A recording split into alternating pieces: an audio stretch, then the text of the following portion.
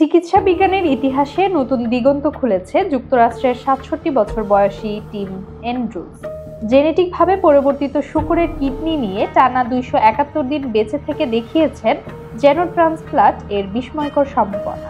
তবে কার্যকারিতা কমে যাওয়ায় চিকিৎসকেরা অবশেষে তার শরীর থেকে কিডনিটি অপসারণ করেছে।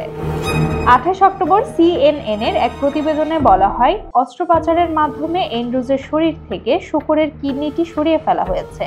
চিকিৎসকরা জানান, কিডনিটির কার্যকারিতা ধীরে ধীরে কমে যাচ্ছিল, ফলে তাকে আবার ফিরতে হচ্ছে ডায়ালাইসিসে। অ্যান্ড্রুজ ছিলেন যুক্তরাষ্ট্রের চতুর্থ জীবিত ব্যক্তি যার শরীরে শূকরের জিন সম্পাদিত কিডনি প্রতিস্থাপন করা হয়েছিল। অঙ্গ প্রত্যাখ্যান রোগে কিডনিতে আনা হয়েছিল বিশেষ জেনেটিক পরিবর্তন। ১৯৯০-এর দশক থেকে ডায়াবেটিসে আক্রান্ত অ্যান্ড্রুজের ৩ বছর আগে কিডনি সম্পূর্ণ নষ্ট হয়ে যায়।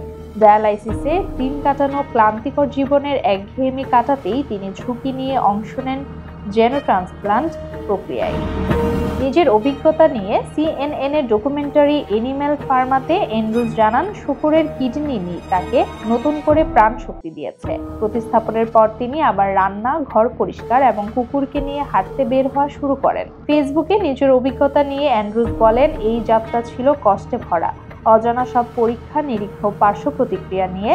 তবে এই ৯ মাসে আমরা অনেক কিছু শিখেছি ও আবিষ্কার করেছি। তিনি কৃতজ্ঞতা জানান সেই শূকরটির প্রতি যে তাকে নতুন জীবনের সুযোগ দিয়েছিল। বর্তমানে তিনি মানব কিডনি প্রতিস্থাপনের অপেক্ষমাণ তালিকায় রয়েছেন। যুক্তরাষ্ট্রে বর্তমানে কিডনি প্রতিস্থাপনের অপেক্ষায় আছেন প্রায় ৯০,০০০ মানুষ।